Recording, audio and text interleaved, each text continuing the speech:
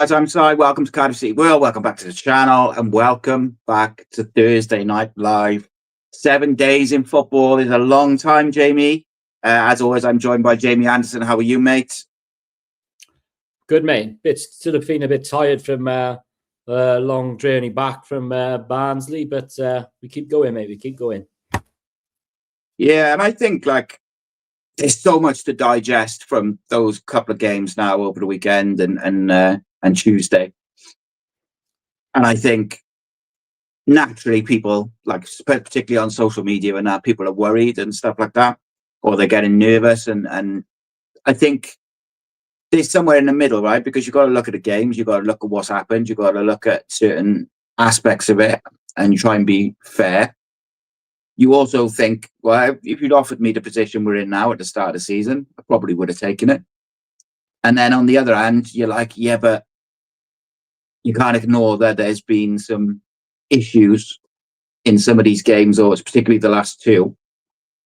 And then, there's people who go from one extreme to the other as well, which is always entertaining in itself. But I know you go every game, and you saw it in the flesh, obviously, on Tuesday as well.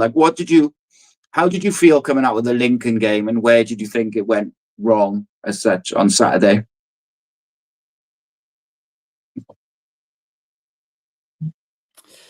I think I'd said pre-game that psychologically it would, hurt you in the proverbials, and that's how I felt. I think the way the game went, and we knew what was going to happen. We both spoke to Jake, the Lincoln, the Lincoln chap, and he said how they were. We knew what they were. There's a reason why they're 19 games unbeaten as we speak. But I just felt like we didn't bar, Ollie Tanner's shot in the first half. I didn't really think we laid a finger on him properly.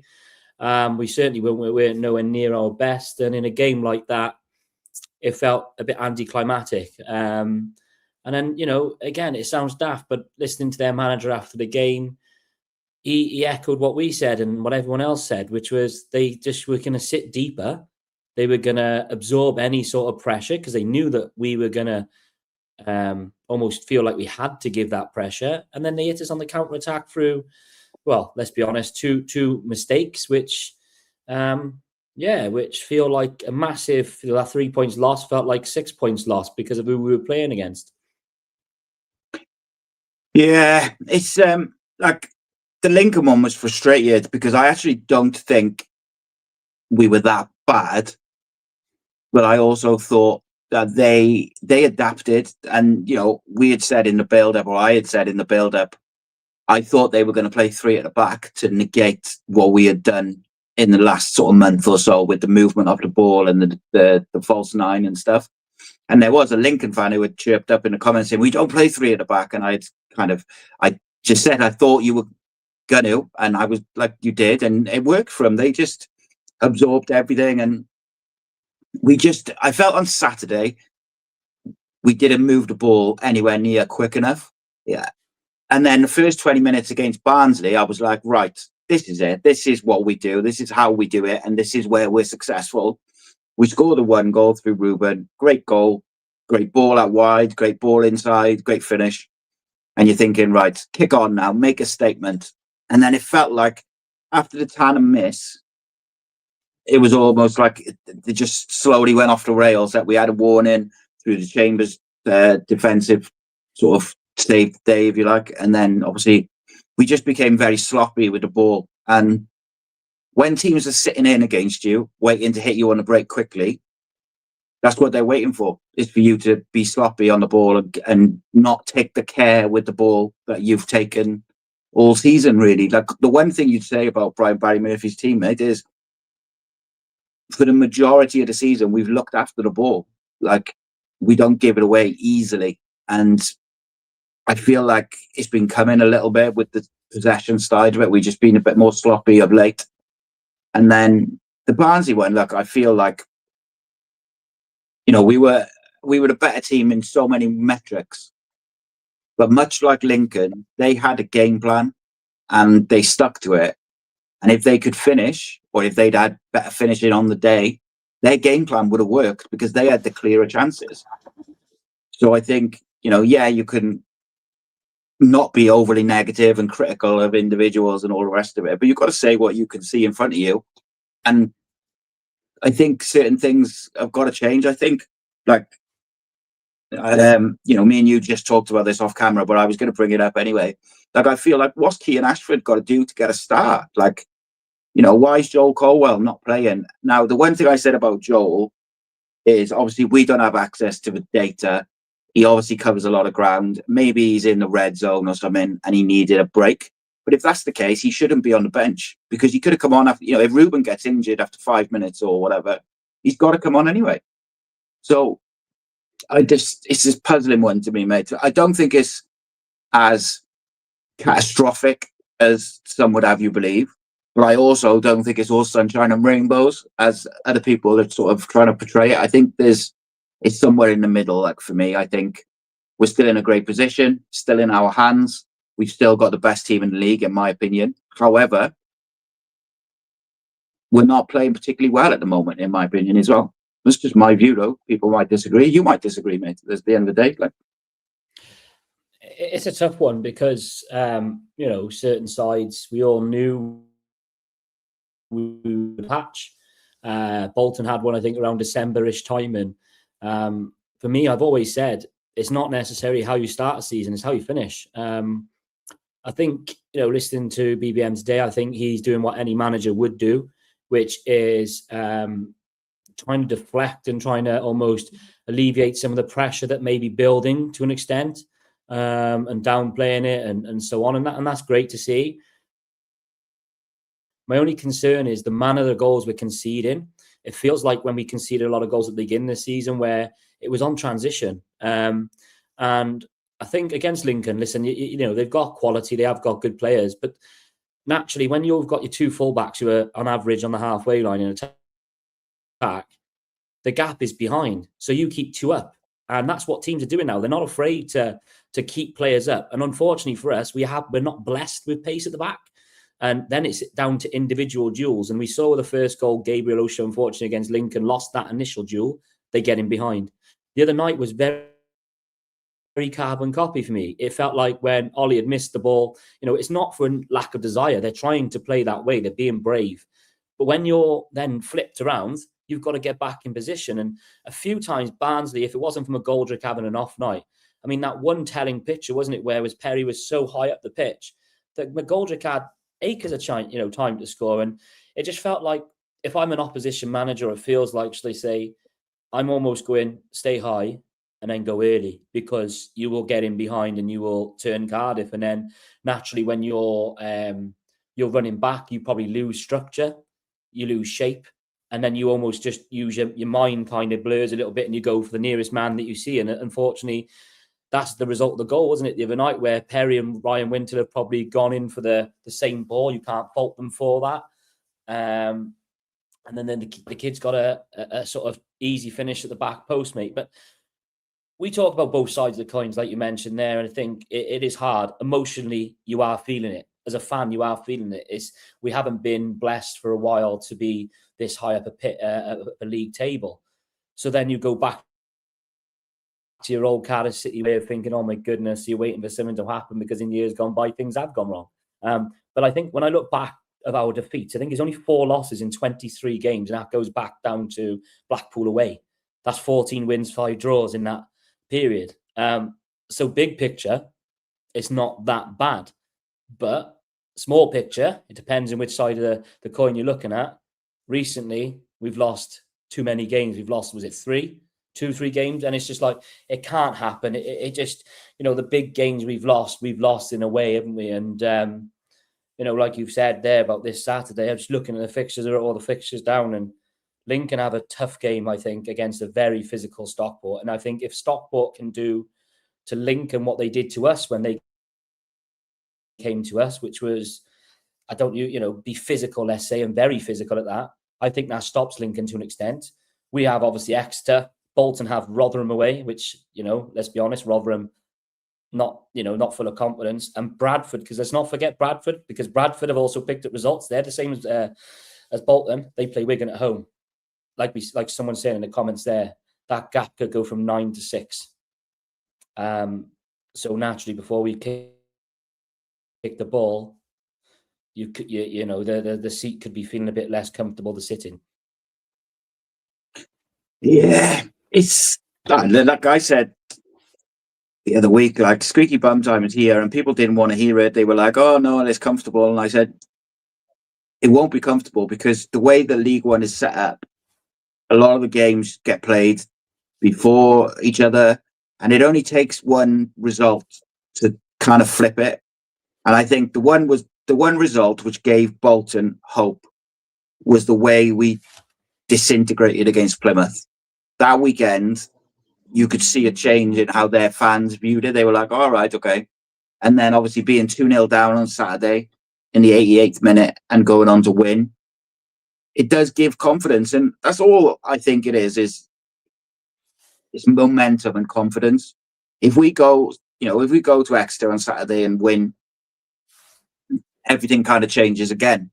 And unfortunately, fans are always going to be emotional, right?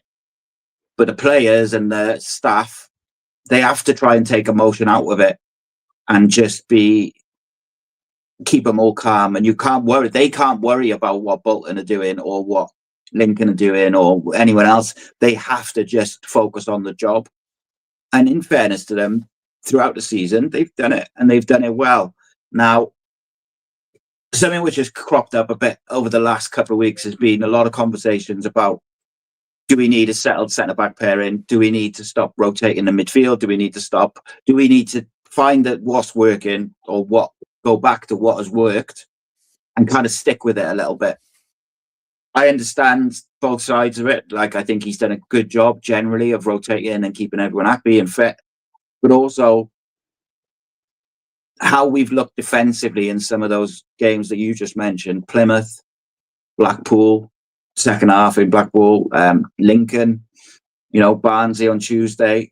Defensively, we have not looked as secure as we have in between all those games. Now, yeah, you give the opposition credit. However, is there an argument now where you've got to go, right, I need to stick with whoever it may be, Fish and Lawler, Fish and whoever, or, whoever he thinks is his pairing. Same with the fullbacks. I thought Scanlon did a lot of good stuff going forward, but I thought he got exposed a little bit defensively and a little bit in possession, but not so. I don't, with the possession side of it, I think wasn't necessarily his fault. I think it was just the where he picked up the ball, they targeted sort of pressing him. So he was under a lot more pressure than some of the other players. But when Joel Bagan came on, we looked a little bit more secure down that side because he's probably more defensive defender. Where do you stand on like the rotation? And I really believe Kean Ashford deserves a start on the left. I think I thought Chris Willock wasn't great on Tuesday, should we say? And if I'm like, Kean Ashford's been good when he's come on recently and when he's had a chance to start as well. But yeah, where do you stand with it all, rotation? Do you think it needs to be settled, or can he keep doing it the way he's doing it?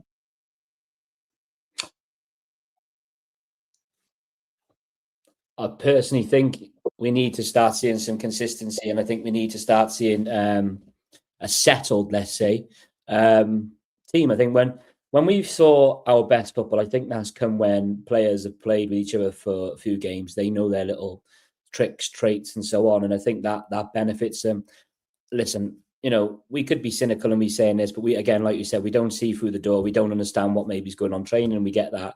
And we also could look at it and say, maybe we're looking at it as a best situation as opposed to what the matchup is in the game. So again, we may see a different partnership today on Saturday due to the matchup. But for me, Kean Ashford is pacey. Kean Ashford showed in his substitute appearance on Tuesday, in my opinion, that he's got pace, he's got trickery, and he's got bravery. 3 things that you want a winger to have. And he had that chance where he forced a save. He got in behind a few times. He also showed, and I think he's starting to show a lot more now, is the defensive maturity as well. He's getting back to help Joe Bagan, who may be pushing at the line. Listen, I think you can understand rotation. But I think there was something we looked at pre-Lincoln, which was Lincoln have done it their way, which is, in the top 25 players in the league, they had 4 players already, who'd played the most minutes that season, this season. And that's because, like we said, you've got to have a strong spine, a consistent spine to make you play. It'll be similar this week. The Exeter's goalkeeper's played the second most minutes in the league, as is their right back, and he's got the assists to match it.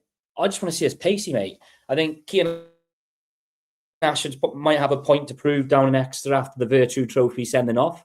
And I think our youngsters will love nothing more than to get a promotion with their club. And I just think that they give everything on the pitch, and you can see when it's not going well, they hurt more than anybody else. Yeah, definitely, mate. And I think there's, someone just made a great point about, we miss Salic as an option, whether he would start all the time, or I think he was starting all the time, but we've obviously stumbled across this other way of playing. But having him in the squad is massive. But I think we've missed Isaac, I do, because if you think particularly late on in games, when we brought Isaac on, he stretches teams and he frightens teams because he's quick, which creates space for other people, even if he doesn't sort of do the damage as such himself. So with the international break, I saw a lot of people sort of moaning over social media, like, oh, the games are cancelled, that puts more pressure on us. But actually, that international break might end up helping us, because Isaac and Yusuf Salic might be back when the break's finished. So it gives them an extra couple of weeks to recover. Fingers crossed they're all back. And I think that in itself, if we could go into that last chunk of the season after the international break with everybody fit, bar Eli King, that would be a great way to, for that internal competition to really push each other, because as we've discussed before, there will be a big name or two missing out on the matchday squad if everybody's fit. And I think that internal competition would be good. Just back to the question I asked you, I tend to agree, mate, in regards to the spine of the team. Particularly, I would like to see a settled centre-back pairing, settled midfield pairing, and then maybe if you're going to rotate the wide areas, because you've got plenty of options there. You could also, if you've got, let's just an example, right? Say we've still got a 6-point gap, and when we go into that Bolton game, why can't you have Scanlon on one wing and Capacchio, just as an example, on the other wing, in front of your experienced fullbacks, and have that extra bit of pace, but also that bit of protection? There's so many different options for what we're trying to do. It doesn't always have to be the same. And I think what I liked about Brian Barry Murphy at the start of the season is it never felt like the games were the same, because he seemed to adapt or evolve depending on who the opposition were. And I feel and maybe because Salic is out and Isaac is out, it does feel like maybe the last 4 or 5 games have been very samey in terms of the setup, what we've tried to do and how we've tried to do it. Now, obviously, Doncaster, it worked to a T. In some of the other games, it probably hasn't worked as well. But we don't, whether we've got the options or we just like this system, I don't know what it is. But do you know what I mean? At the start of the season, it felt like we changed different things, but we played slightly different depending on who the opposition was. Yeah. I mean, I think, I think sides are aware, like you said, now there's a key matchup there. If they have that extra midfield, or they have somebody sitting in front of the back 4, that alleviates that false 9, because the 6 will end up drawing, going with that false 9, so they can set. We haven't got an outlet, and that sounds a bit hypocritical, me saying that, when we've done so well with Kellerman in his link-ups and Ruben at Doncaster with his link-ups, but we genuinely haven't got that physically imposing outlet anymore until Salic's back, and even then that's a massive thing. But I think we're starting to see that now. I think sides they're playing more narrow.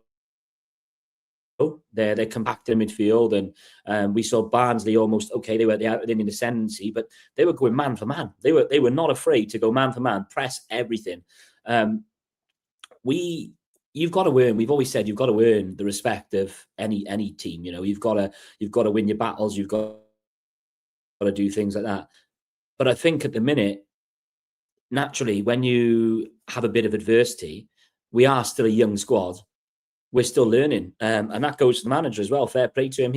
He's not shying away from his principles. You know, in the past we've seen a full 360, haven't we, with managers where they'll try a system, they'll try implementing a philosophy, and the moment something starts going a bit ropey, let's say, all of a sudden we start attracting back the dinosaur tactics. We're not seeing that, and it is frustrating. I'll be the first one to put my hands up and say, goodness, like, you know, why are we not, you know, exploring certain options? But I keep saying it. Pace kills teams, and I know you could argue, well, if they're sitting deep, why do you need pace? Because pace can go from A to B to C. We saw it with Kean Ashford when, you know, he starts coming off his wing and plays those intricate passes where he's able to link up from left to right because he goes into the middle, follows his run, passes it out, and all of a sudden then we've got an overload. I just think we've just got to get our vibe again. You know, it sounds daft. I know that sounds, you know, very teenagey, let's say. But with a young team, he talked about the cohesion that they've got and the quote extracurriculars they like to do on the coach on away days. And maybe we just need that. We need that one result just to sort of breathe again. Because looking at the fixtures now, obviously with those rearranged games, well, should they have not been rearranged, if we were still 9 points ahead, all we'd have to do is prevent losing against Bolton home. But with that rearranged game, you kind of feel you need to win. And then that just solidifies it. But, mate, I think play to our strengths. Pass and move.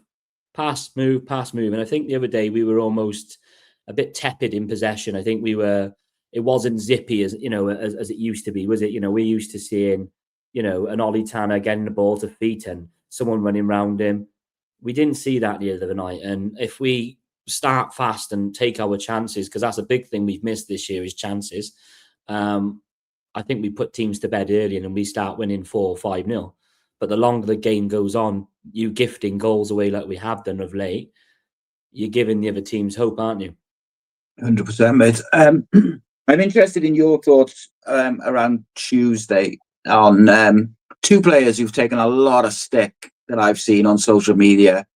And actually, I thought they were two of our better players versus Barnsley, which is, I think, you know, you can pick holes in certain things, of course you can, but I thought they both gave their all and both tried, and they actually both look dangerous, was Ruben and Ollie Tanner. They both have taken a lot of criticism, and I don't really understand it, other than people maybe getting frustrated because their favourite's not playing or whatever. But like, because I thought Ruben was really good on Tuesday. He did, in the second half, he started to try and force it a little bit. But that's because he's trying so hard to make something happen.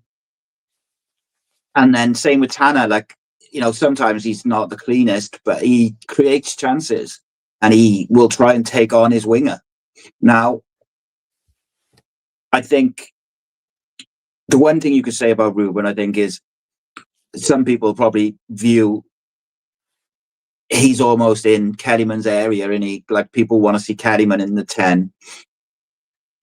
Particularly now, like, things have started to go a little bit sort of nervy. But I thought they did well together in the first 20 minutes. They showed they could play together in a similar area. It's just maybe getting used to it.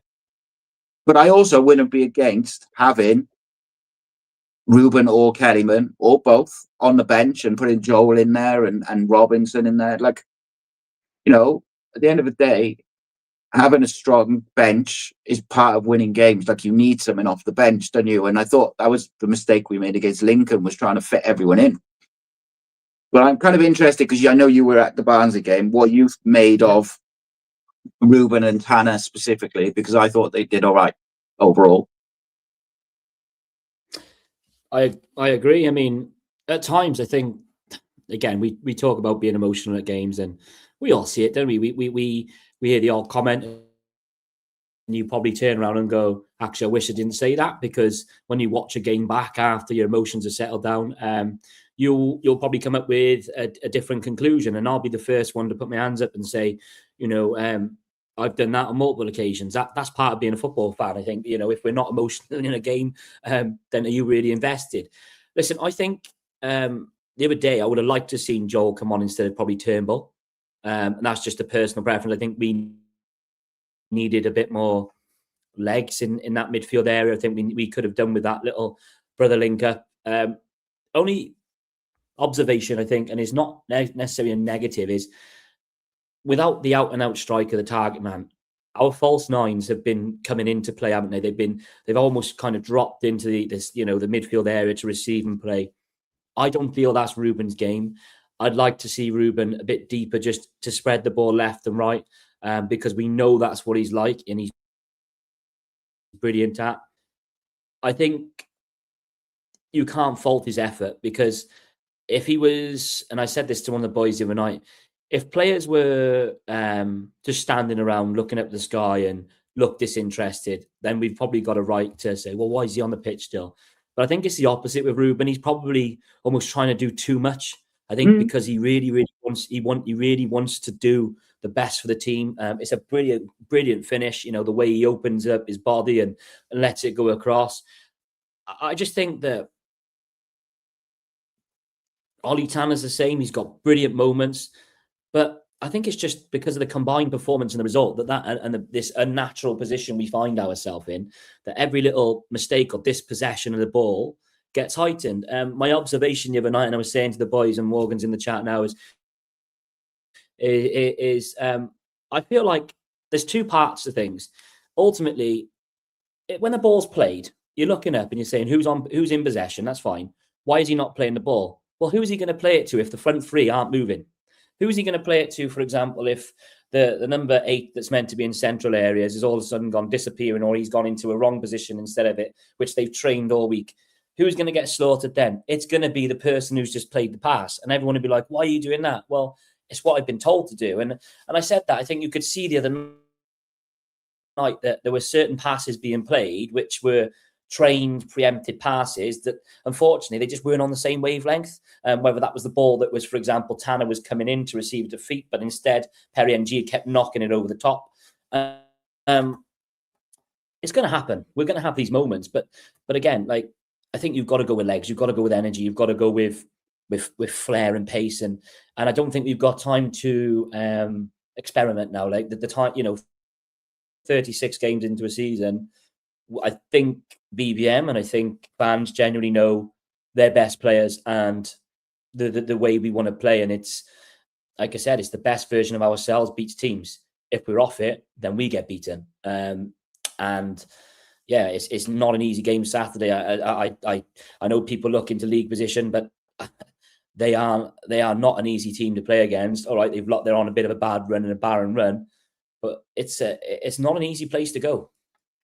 No, they were difficult to beat when they came to our place, mate, let alone anything else. What I would say on Ruben is, like, in my opinion, for a false 9 to work, the person playing the 10 effectively, or behind the false 9, they've got to run beyond. And that's why I think Joel Colwell has been so vital to that system working, because Alex Robertson obviously plays deeper and he will make those runs at certain points in the game, but he won't consistently do it. He's got to time it and wait for Dylan Lawler or certain people to be on the ball. Whereas Joel will consistently be making a run beyond. So when Amari Kellyman or Ruben drop in as the false 9, Joel goes the other way. And I think when you take Joel out of that system, Ruben and Amari both come to get it to feet, because that's where their strength is getting it to feet, turning on the defence, beating a man, whatever, spreading it. Now, I do think you can play Ruben and Amari Kellyman together. I stand by that. However, at the moment, I think you probably have to make a decision. And it might be, by the way, that Robinson plays with Joel behind and Amari and Ruben are on the bench. You've got to go with what, who's freshest, who's getting back from injury, who's in the best form, who's going to work the best for this game. All these different decisions which come into it. If you're asking me to pick my best team, most of the time Ruben's going to be in it. Most of the time Kellyman's going to be in it. Most of the time, but you can't fit them all in, so you've got to find a way to balance it out. And for me, you can't drop Robertson because I think he's integral to the way we play. I think Joel Colwell offers you pace and energy, which nobody else really offers the team in the midfield. And then you're kind of stuck because we've shown against good teams, we can't drop Ryan Wintle. Now, I do think there might be an argument to be made where in certain situations or certain games, you might get away with Robertson in the 6 with the 2 Colwells behind Kellyman. But it's got to be the very particular game and a very particular situation, because we've already shown that against a team which is any good on the counter without Ryan Wintle, we struggle. Now, I want to see the manager make sure the side is balanced above all else. It's got to be, no matter who it is, whether it's your captain, your vice captain, your best player, your face of your revolution, or anyone else.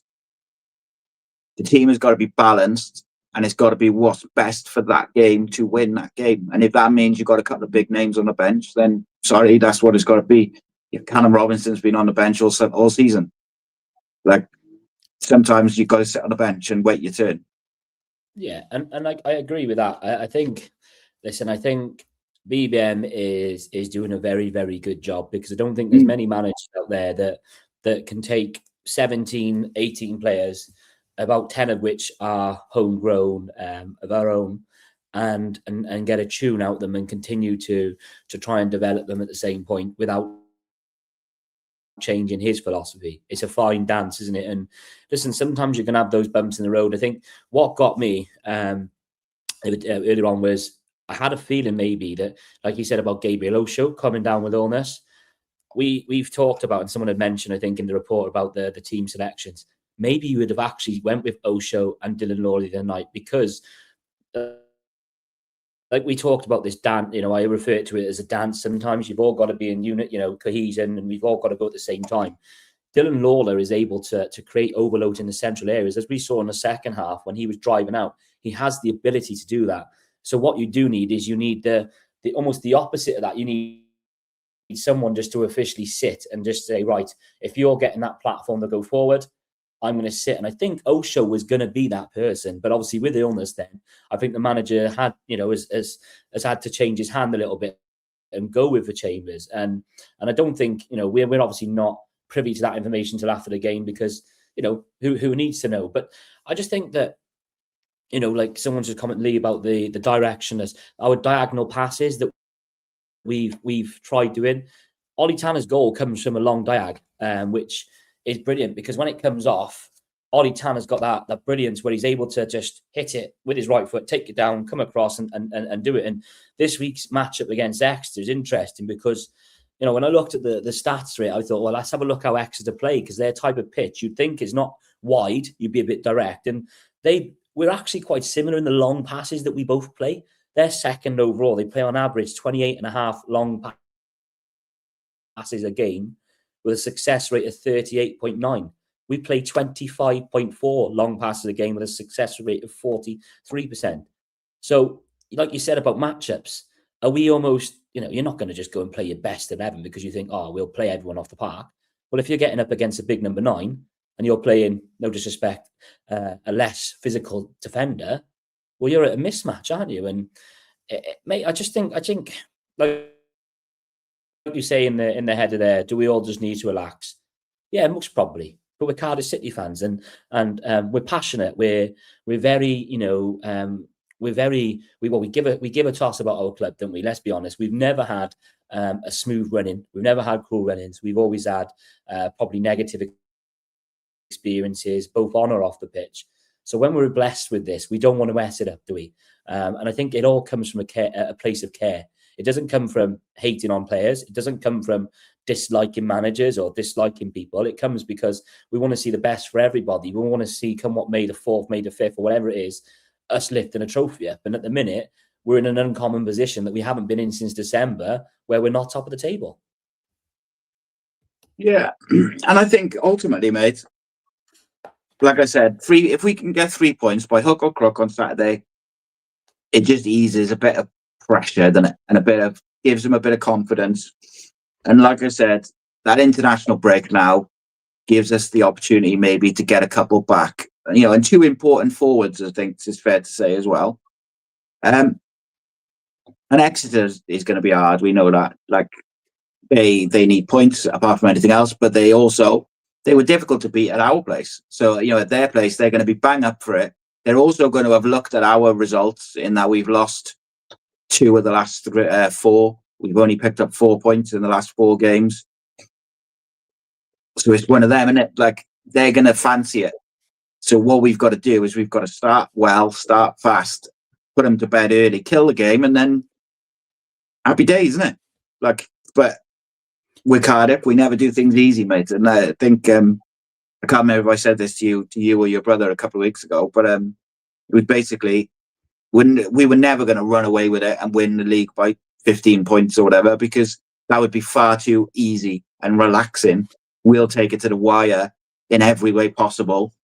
And look, I still stand by. I think we've got the best team in the league. I think we've got the best manager in the league as well. But you don't win it just because of reputation or just because of,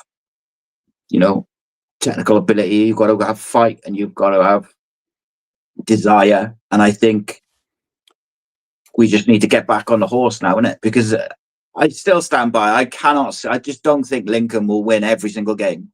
They will drop points at some point, whether it's a couple of draws or whatever. But we've got to just do our job and don't give the chasing pack any more encouragement. I think that's the main thing, isn't it? Is you've got to just keep that gap and try and increase it and just keep it going. Bolton have been really inconsistent. So every time they win a game, they then tend to lose a game or they drop draw. So, it's by no means going to be plain sailing, but I by no means think that Bradford and Bolton are in this amazing form where they're just going to run us down and there's nothing we can do about it. Like, it's in our hands, ultimately. And you just got to get behind the boys. One thing I wanted to ask you about, mate, the away fans are sensational. I thought they were sensational again on Tuesday. It's such a long trip for a midweek as well. What do you make of the atmosphere for the Lincoln game? I was asked this question. I just think it's modern football, Si.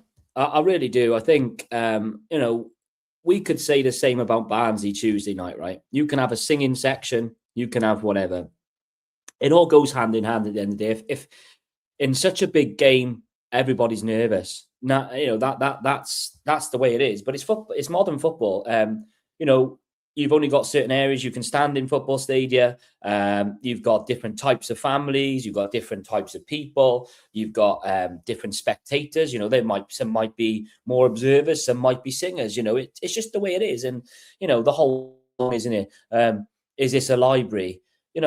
Yeah, I'd probably put it out there that a lot of home grounds you go to, quote, libraries until something happens. But as an away fan, you've got more of a day out, haven't you? Let's be honest, whether you're having a few beers with the lads and whatever, you've got your build-up. You've been building yourself up with working 9 to 5, Monday to Friday. You're ready for a Saturday morning to get on the train, aren't you, with the lads and stuff. And I just think, listen, the atmosphere, if we'd have went 1-0 up, it would have been bouncing. But we went and, I agree with that. We conceded the goal and it kills it. But listen, I'm not going to, I think our fans are brilliant. Just because we may not sing or certain fans may not be doesn't mean you're any less of a supporter or we're worse set of fans than someone else. That's absolutely fine. We've seen teams that are bottom of the league bouncing around and with a drum looking rather silly when they're 4-0 down. But I suppose actually credit to them because they're supporting their local teams. And listen, atmospheres come, atmospheres go. Will we be saying that when we're going up in May? No, because we can guarantee we'll all be merry and we'll all be happy. I think there's an element of nerves about it, mate, as well. Like it was a big game, and like you said, if we had got up, got a goal or got up early, it's different atmosphere, isn't it? I think obviously in the away games as well is like you say, everyone's got their routine or whatever, but it's a day out in it, and all the vocal fans are kind of together. Whereas quite often in home grounds, they're kind of all smattered about a bit, aren't they? Like, so just different parts of the ground. Of course, we could have the discussion about how the Cardiff City Stadium's set up and all the rest of it, but we've had that conversation a million times, and it's just one of those things. But look, credit to the Lincoln fans, by the way. I thought they were great. 3,000 of them, whatever it was, and they didn't shut up for the whole thing. But again, it's easy to do when it's a away trip and you win. Like, City fans at Doncaster, what a day out. Like, we just, didn't shut up for the whole game. You're loving it, and you're scoring goals. You're winning the football match. It's one of those. Right. Exeter, mate. It's going to be compact. It's going to be tight. It's going to be not a pleasant place to go in some ways for the players. I don't think it'll be the best pitch. It's going to be a small pitch. I ask you every week, if you're BBM, what's your plan of attack to try and get the 3 points from the start? In your face, pace. Rhymes. There's a little slogan: get in your face, get in their face, use your pace. It's for me, it's like I said about Kean Ashford and players, like these, unfortunately, Isaac Davis. You press from the off, you make their keeper feel like he's under pressure when he's distributing. You're always on the centre half, so the centre halves can't come out, they can't smash you. You're brave on the ball, you're happy to get in behind, and you kind of all go as together. I think at the minute we're seeing individuals kind of stepping in and then some relying on someone behind them. Well, if we do it all together, then we'll be better. But listen, I think you mentioned, not so long ago about starting quick from the off. I listened to their new manager, their interim manager, Matty Taylor, say they haven't led in a game or started a lead in a game or whatever for 9 games. So it's an uncommon thing for them at the minute, and they're trying to push that. He's trying to get them to start fast. So you've got to expect a reaction. So you can't sit off and almost alleviate yourself into a game. You've got to prey on that, and you've got to say, okay, well, that's 9. How about making it 10? We're going to take the lead. And it won't be easy, mate, because I don't know. I just think that they've got a few players like their Finnish right back that somehow has got 10 assists this season. They've got a striker that they signed from Reading. Is it Jaden Wareham is his name? I think 16 goals. And for a side that's 16th in the league, 16 goals. Like, he's and I looked at his stats overall, mate. We talk about the amount of chances we've missed. He's missed just as many goals he scored, chances. And I thought, imagine if 1 or 2 of those go in. It's a different story. So, he's got a shot rate conversion of 20.5 and he's missed 13 key chances. You can't let him have more than 1 sniff on the weekend because he'll score. Yeah, and we don't... I think someone just said in the chat, I've lost it now, but when we score first, we don't lose as well, is the other side of it. So it's like, go and get the goal early, put teams under pressure and see how they deal with it. Because we saw at Doncaster fell apart.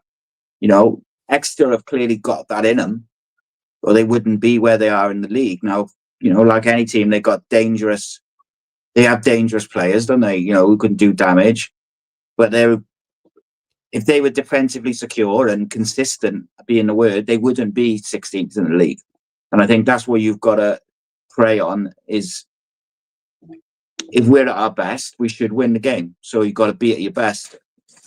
My thing for Cardiff, and particularly for BBM this weekend, I think individually, like players, it's much of a muchness in terms of generally speaking. I want to see balance and I want to see some pace in there. I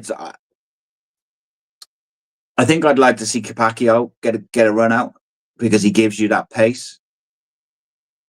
But then Perry NG's been so good, bar Tuesday, that it's very difficult to drop him. But I don't know whether he's maybe still struggling a bit with illness. Same with Scanlon. I think his pace gives you such an option, and particularly when you haven't got Isaac to select from, you got to look at who has got pace. Well, Kean Ashford's pretty quick. You got Scanlon, you got Capaccio. Other than that, they're probably like Tanner's quite direct, so I would keep him in there. But I'm looking for balance, mate. To me, I want to see us have a good balanced side. What I think he will do is I think he brings in Turnbull alongside Wintle, and I think Robertson will drop to the bench. That's my guess of what I think the manager will do, not what I would do. No, I think you've got ABC, right? You've got A, being aggressive in the right way, being high, with your aggression, being first to hit the ball. B, for me, is bravery, being brave on the ball, being brave in what you do. If you can see an opportunity, why not have a shot? And C is literally just being confident. Just back yourself, because they've got a good goalkeeper. He's quite small, but he's quite agile. And he's kept I think he's kept 11 clean sheets this season. So, you've got to test him, but be clinical. So that'll be the C. Be clinical in what you do, in your decision making. If you're going to spray that ball left to right, make sure you've put that extra bit of zip on it. That you're fully interested in yourself, because I think the moment you lose that confidence and you sort of, almost doubt yourself, I think you put your other 10 players around you at risk, because they're not too sure on it, and so on and so forth. But I just think it's a weird sort of matchup, because they actually like possession. Now, for a side that were kind of down, 16th in the league, they have on average 52%, I think, it is possession a game. So could we see a little bit of a chess match? Could we see us being thing? I don't know. It's a fascinating one, and their manager speaks quite well. He hasn't had the best of records against us in the past, but I think he talks a good game, and I think we just got to be at it. And was it 1,200 fans going down sell-out away end on an old school terrace? We've got our part to play, as the comments have been saying. Hopefully the team will turn up full of confidence and would have had a couple of days of analysis and training, and we'll be at it. Yeah, I think as well. I think Brian Barry Murphy will be keen to just settle everything down with a good result, won't he? Like, ultimately, I know he wants to win every game, but as much as they will want to keep away from, like, fan opinion, I suppose, you can't avoid it in this day and age. Like, it's going to filter through, in it, the nerves and everything. I would really like. I'm really fascinated, like, mate, because I think Exeter's going to be a tricky one, and as I think someone just said in the chat about, like, they haven't won for 9-10 games or whatever it is, but that's historically, that's exactly the sort of team that we slip up against, is a team who haven't won for ages. But I think what you've got to say is this team it's a different Cardiff team. It's it's different personnel, different manager, different coaches. And we've responded pretty well to all performances. And I think that's what was so shocking about the Barnsley game, is the first 20 minutes, you're like, there we are, the reaction, like we always get. And then it fell off. That's what was surprising about it, was that it fell off, because we're so used to seeing the positive reaction after, poor result, whatever it may be. It's a tough one, because for me personally, I think I look at their spine of their team. I think they've got their captain, Pierce Sweeney, is it, or something like that? He's old school, he's experienced, but he showed when we played them down there in the Virtue Trophy how he can, let's just say, get into people's heads a little bit. He can ruffle you up a little bit, and I think that's where Ashford got his second yellow, wasn't it? He just, because he kind of bit to the abrasion. But there was a player I highlighted. I think his name's Ethan Brearley or something like that. He's created 61 chances for them overall. Now, I think when you look at it, and like I said about the sort of the striker we're wearing, it goes to show they're making these opportunities, they're creating these chances. They're just not clinical, and I think that would be the same for us, because I think when I looked at the stats, we're first in the league. We've missed 68 big chances. And like we've said on different shows, even if you take a tenth of those chances, that's 6.8 goals extra. That gives you however many points it may have done. It may have given us an extra point against Lincoln, whatever it is. But it's a game of fine margins, and I just find, like we talked about at the beginning of the show about where we are in the league. how things can change. Because look, I went on Opta and I just had a look at little chance at Opta, and they put on the predictions of the percentages, how it changes per like title. So the title predictions last week, we were pretty much nailed on. They had us nailed on. Now, as we sit here, they've given Lincoln an 84.78% chance of winning the title. We've only got a 15.12%. But prediction for promotion, both of us are 99.76% for Lincoln and 93.2% for us. I'd take that in a month of Sundays. And we've said this at the beginning of the show. If we take emotion out of it, and if we use a time machine and go back to the beginning of the season, if we sit here now as we speak in March and we go, where would you like to be in March? If you said you'd be second, 4 points off top, 9 points out of third, we'd say, yeah, take us there, get us there now straight away. But it's one of those ones that when you're in that moment, you don't want to be in that position, because we've had the taste, haven't we? We've had that taste for 3 months of being top of the league, the ones that are at the top of the tree. To feel second, to finish second, you've got to have a bit of, not jealousy, but a bit of enviousness of the fact that should be us lifting a trophy, because, hopefully we can be the peers, the team that's lifting a trophy. Do you know as well, mate? I was speaking to a friend of mine who's he lives away now, so he doesn't get to go to games as much, and he's old. He is as well. He's like 62 or something, and he lives away, so yeah, he doesn't go. But he was saying all the negativity and all not the negativity, but the nerves and the panic. He said it's mental. He said we're so well positioned to go and win the league. He said you're 4 points off Lincoln. Statistically and historically, football tells you that they will slip up at some point in the next 10 games. All Cardiff have got to do is just revert to type, and the type of this season has been playing good football and winning football matches. So, yes, it's been a very tricky few games, but they were always tricky games on paper. Do you know what I mean? It's how you look at it ultimately, isn't it? Like, he looks at it as we're perfectly positioned. So the way looking at it, or go on. We're being emotionally, aren't we? I mean, you look now, if you reel off these fixtures, right, so the next 5 games, you look at their running. So Stockport starting Saturday. That is not an easy game. We found that out. We've only drawn against them, respectively. Hopefully they get Stockport can do something. All right, it's at Sincilbank. It's a hard place to go. Hopefully they'll get something.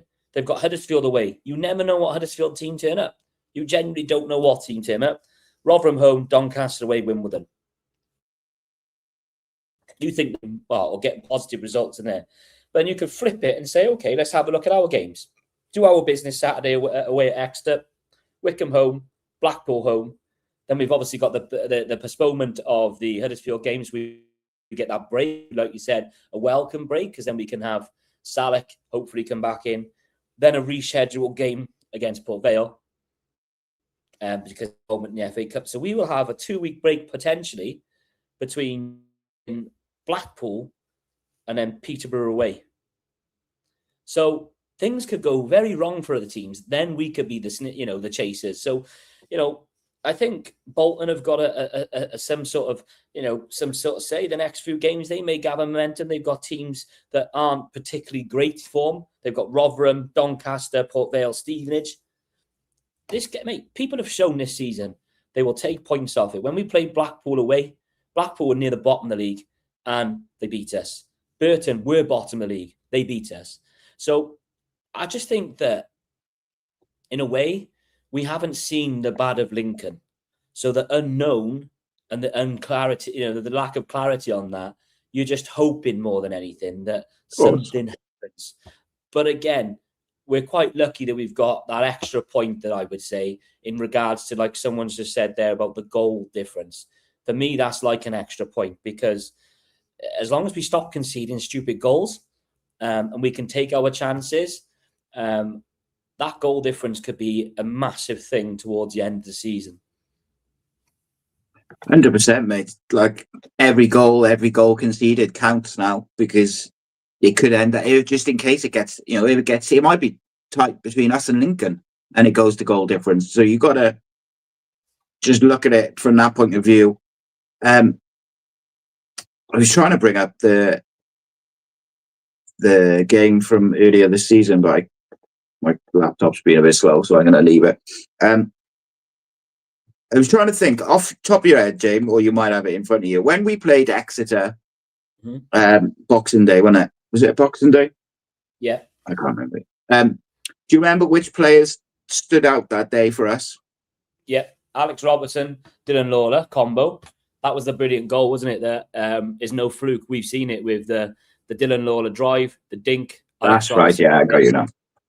It could have been 4 or 5, but I think Cian Ashford hit the post, and then the keeper made a brilliant save off Salek, wasn't it?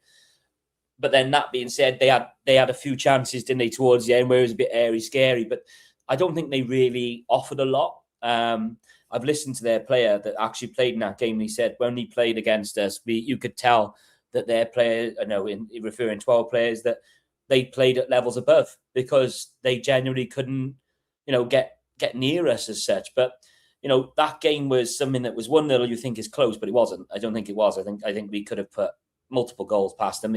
Their keeper made some really good saves first half. One of them from an Alex Robertson free kick, I think it was, where he's tipped around. That's right. Yeah.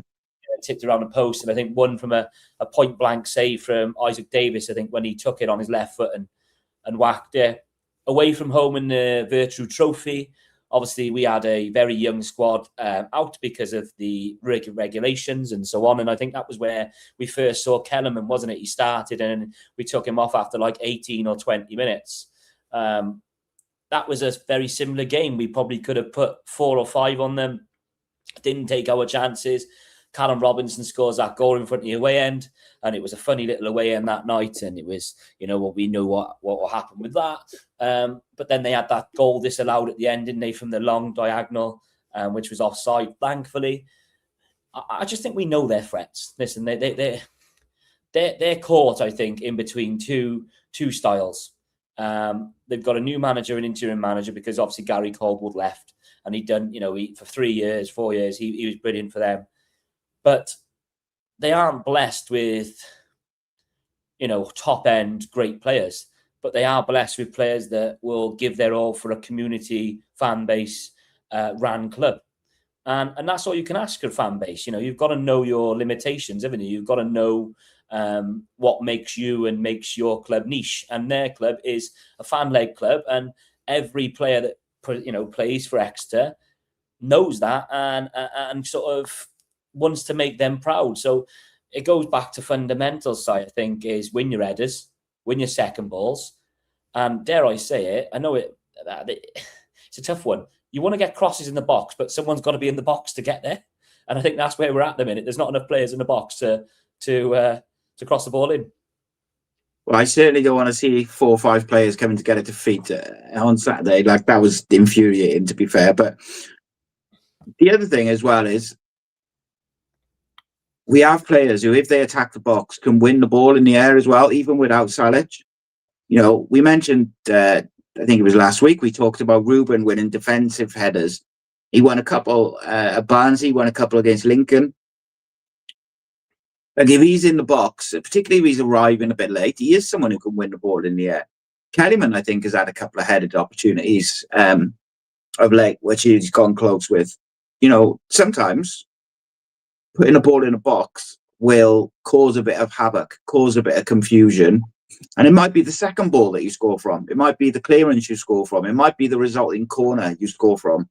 But there's nothing wrong with working a good wide position and then whipping the ball into the box, providing, your strikers, your midfielders, your other wingers or whatever get in the box to get on the end of it. Like, I don't think that should be, like, it's almost like modern football frowns on it, doesn't it? Like, just chucking it in the box, like when you're in. And I don't mean just long balls in the box. I mean, when your winger works a good position, if there's not an obvious cutback or pass, like, put it in a dangerous area, because it causes chaos. And Ollie Tamper showed that. So we've seen that, on numerous occasions now. It's no fluke. And I called for it Tuesday, and that's only me. But I think, and I'll be careful with the way to use this, but I think not underrated, but I think it's not probably given the respect maybe that it needs from opponents, is Ollie Tanner's right foot. It's mad, isn't it? Because they're so fixated on stopping him cutting on his left, they almost give him too much respect. And again, he has to earn it, and I think he does. Is that cutback, mate? It's not a fluke; it's a design move, and he's in. And since he's come back, I think we probably scored 2 or 3 goals from that exact phase. And you know what? Credit to him, because, like you said, when you haven't got a big 6'3" striker to dink it into, sometimes it's not about how hard you cross it. It's about the finesse on it and getting your head up and your body over the ball, sort of thing, and just whipping it back with a bit of pace, so that the striker or midfielder can just, put a bit on it just towards goal. And that's, I just like to see it. I mean, again, like you said, it's almost like if you could dot a few circles on a pitch, you'd be putting one in the middle of the goal, in the middle of the box, and one at the back stick, just in case anything goes over, and one to come to the front. And I think if we saw with Ruben Colwell's goal the other night, we can do it, but it's doing it to a higher volume and being clinical when you're in and around those areas, because you may not get that chance again, because naturally the manager might only give you one opportunity and he might change a formation. So we just got to be clinical, mate. 100%. Take your chances, be ruthless, and move the ball quickly. And you feel like we've got enough quality in the team to win a game then. Like it does. I know that simplifies it. Obviously, you've got to defend properly, and we got to defend responsibly in certain areas when we've got the ball, particularly. But there's no need to panic. It's just relax in it, and there's a long way to go. There's still 10 games of football to play. That's a lot of football. And there will be moments in that 10 games where I reckon we're super stressed. But there will probably be moments in that 10 games where we think we're over the line and we're not. So it is what it is. Safe travels on Saturday, mate. What time are you leaving Saturday morning?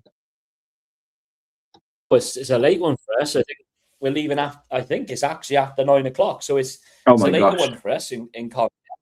Yeah, but listen, I think it's all set up to be a good game, isn't it? And no matter where Cardiff go, it's a good following and fair play to the fans who, have spent their fair share of money this year just to keep going on this roller coaster that we, for some reason, is a big addiction for us, and we absolutely love it, mate. Can't get away from it, mate. Can we? Can't avoid it.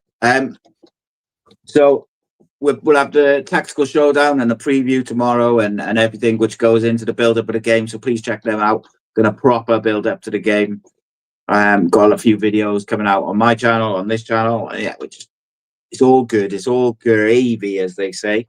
Me and Jamie, are we back next Thursday? It's going to be a different world, mate, in 7 days. Different world altogether. Thank you so much to everyone who's tuned in. Thanks for all the comments. As always, spread the word about Cardiff City World, and we'll see you in the next one. This channel is powered by an incredible membership community on Cardiff City World and patreon.com/AcePodcastNation. Becoming a member unlocks exclusive rewards, from early access to live event tickets, bonus content, and even the occasional inside transfer scoop when we get it. But more importantly, it allows us to bring you top quality Cardiff City content 7 days a week. Across those 7 days, we're talking match previews, exclusive interviews, instant match reactions, the breakdown podcast, tactical deep dives, the Spotlight series, Bluebirds Rewind, Academy Focus, and just so much more. Led by myself, backed by an army of passionate Cardiff City fans, this is content created by fans, for fans. Balanced, professional, and 100% all about the club we all love. If you enjoy what we do, then join the community today and support what we are doing as we help to keep Cardiff City World flying high.